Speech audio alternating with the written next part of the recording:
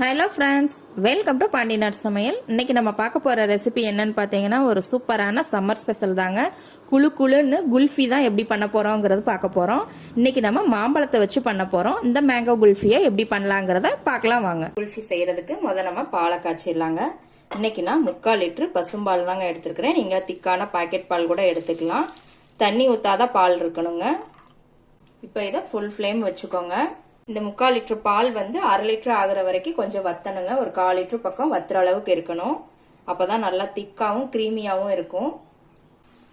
பாருங்க, பால் பொங்க ஆரம்பிக்குது. இந்த ஆடையெல்லாம் எடுத்து உள்ள இந்த மாதிரி போட்டு விட்டுருங்க. நல்லா அப்பதான் நல்லா ஒரு கிரீமியா சூப்பரா இருக்கும். 10 நிமிஷம் ஆகுங்க வத்துறதுக்கு. பாருங்க, நல்லா வத்திருச்சுங்க. நல்லா கொஞ்சம் திக்காக ஆரம்பிச்சிருச்சு. அடுத்து இதுல 1 ஸ்பூன் வந்து கார்ன்ஃப்ளவர் மாவு தண்ணியில கரைச்சி ஊத்திக்கலாங்க. இது எதுக்கு அப்படின்னா இன்னும் கொஞ்சம் இந்த பால் வந்து திக்காகிறதுக்கு தான். இதை தண்ணியில கரைச்சிக்கலாம். தண்ணியில் நல்லா கரைச்சாச்சுங்க. இப்போ இதையும் இதில் சேர்த்துடலாம். நீங்கள் கார்ன்ஃப்ளவர் மாவு இல்லை அப்படின்னா மைதா மாவு, கோதுமை மாவு, இப்படி எந்த ஃப்ளோர்னாலும் எடுத்துக்கலாங்க. இப்போ இதை நல்லா மிக்ஸ் பண்ணிக்கலாம். இப்போ வந்து கேஸை சிம்மில் வச்சிருங்க. கார்ன்ஃப்ளவர் மாவு போட்டதுக்கப்புறம் அடியில் பிடிக்க ஆரம்பிக்கும். சிம்மில் வச்சு இந்த மாதிரி கிளறிக்கிட்டே இருங்க. நீங்கள் இந்த மாவு யூஸ் பண்ணாமல் பண்ணீங்க அப்படின்னா ஒரு மாதிரி குல்ஃபி வந்து அந்த மோல்டில் ஊற்றி வைக்கும் போது உங்களுக்கு தண்ணியாகவே இருக்கிற மாதிரி இருக்கும். வெளியே எடுக்கும்போது இந்த மாதிரி ஒரு மாவு வந்து மிக்ஸ் பண்ணி போட்டோம் அப்படின்னா உங்களுக்கு நல்லா திக்காக இருக்கும், நல்லா டைட்டாகவும் இருக்கும். பாருங்கள், கொஞ்சம் திக்காக ஆரம்பிச்சிருச்சு. இப்போ இதோட ஒரு 4 ஸ்பூன் வந்து சுகர் சேர்த்துக்கலாங்க. நம்ம மாம்பழம் சேர்க்கறதுனால சுகர் வந்து கம்மியாக சேர்த்துக்கலாம். மாம்பழத்தில் நல்ல ஸ்வீட் இருக்கும். மாம்பழம் வந்து ஸ்வீட் கம்மியாக இருந்தது அப்படின்னா நீங்கள் சுகர் கொஞ்சம் ஜாஸ்தியாகவே சேர்த்துக்கலாம். இப்போ இதையும் நல்லா மிக்ஸ் பண்ணி விட்டுக்கலாம். பாருங்க, நல்லா கொதி வர ஆரம்பிச்சிருச்சு. பால் நல்லா திக்காயிடுச்சு. பாருங்க, தெரியும்னு நினைக்கிறேன். இந்த ஸ்டேஜில் வந்து நம்ம கேஸ் ஆஃப் பண்ணிடலாம். இது இப்போ நல்லா ஆறட்டுங்க. இன்னைக்கு மாம்பழம் இந்த மாதிரி உருண்டை மாம்பழம் எடுத்துருக்குறேங்க. நீங்கள் எந்த மாம்பழம்னாலும் எடுத்துக்கலாம். இப்போ இதை நம்ம கட் பண்ணிக்கலாம்.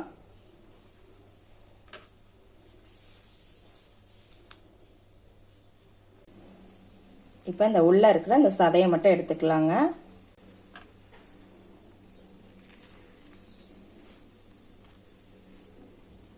பாருங்க, மாம்பழத்தை எடுத்துக்கிட்டாச்சு. தோல்லாம் நல்லா நீக்கிருங்க. இதை வந்து ஒரு மிக்சி ஜாரில் போட்டுருங்க. இந்த மாம்பழத்தை நைஸாக அரைச்சி எடுத்துக்கலாம்.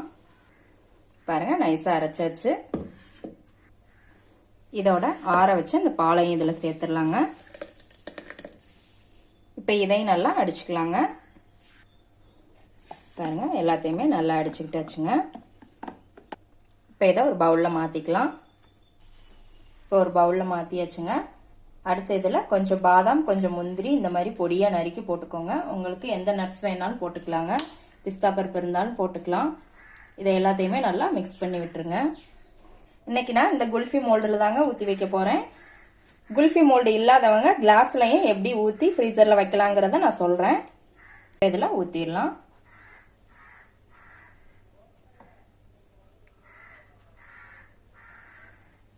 இப்போ இதில் ஊற்றி வச்சுங்க. இதை லாக் பண்ணிடலாம்.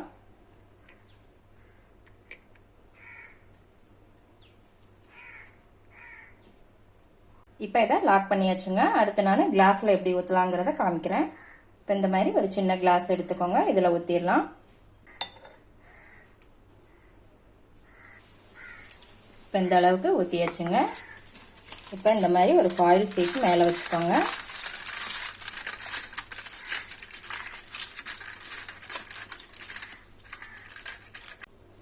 இதில் சின்னதாக ஒரு ஓட்டை போட்டுக்கலாம். ஐஸ் ஸ்டிக் வைக்கிறதுக்கு தாங்க. இந்த மாதிரி ஐஸ் ஸ்டிக்கை சென்டரில் சொருகி வச்சுருங்க. அவ்வளோதாங்க. கிளாஸில் இந்த மாதிரி வச்சிடலாம். இதை வந்து நம்ம ஒரு 8 இருந்து 10 மணி நேரம் வந்து ஃப்ரீசரில் வைக்கணுங்க. 10 மணி நேரம் கழித்து நான் உங்களுக்கு இந்த குல்ஃபி எப்படி இருக்குன்னு காமிக்கிறேன்.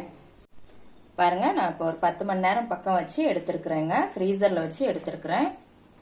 இது வந்து நம்ம கிளாஸில் ஊற்றி வச்சதுங்க. இப்போ கொஞ்சம் தண்ணியில் இதை வச்சிடலாம். அப்போ தான் எடுக்கிறதுக்கு ஈஸியாக வரும். இந்த மாதிரி தண்ணியில் வச்சிருங்க ஒரு நிமிஷம். இப்போ எடுத்துடலாங்க. எடுத்து பார்த்துடலாம். 1 நிமிஷம் ஆயிடுச்சு. கிளாஸில் இருக்கிறத எப்படி இருக்குன்னு ஓப்பன் பண்ணி பார்த்துடலாம்.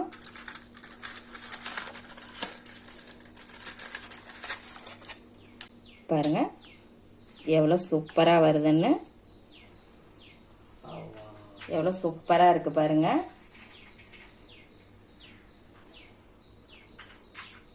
இப்போ அடுத்து நம்ம இதில் இருக்கிறத பார்த்துடலாம்.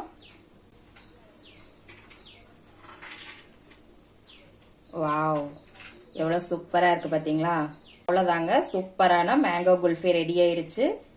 பயங்கர டேஸ்ட்டாக இருக்க போது கண்டிப்பாக ட்ரை பண்ணி பாருங்கள். எப்படி இருக்குன்னு செஞ்சு பார்த்துட்டு கமெண்ட்டில் போடுங்க. லைக் பண்ணுங்கள், ஷேர் பண்ணுங்கள், சப்ஸ்கிரைப் பண்ணுங்கள். கூடவே பெல் ஐக்கான் பட்டனையும் அமுக்குங்க. மறுபடியும் வேற ஒரு ரெசிபியோட சந்திக்கலாம் ஃப்ரெண்ட்ஸ். அன்போடு சமைத்து ஆனந்தமாய் உண்டு இன்பமாய் வாழுங்கள். வாழ்க வளமுடன்.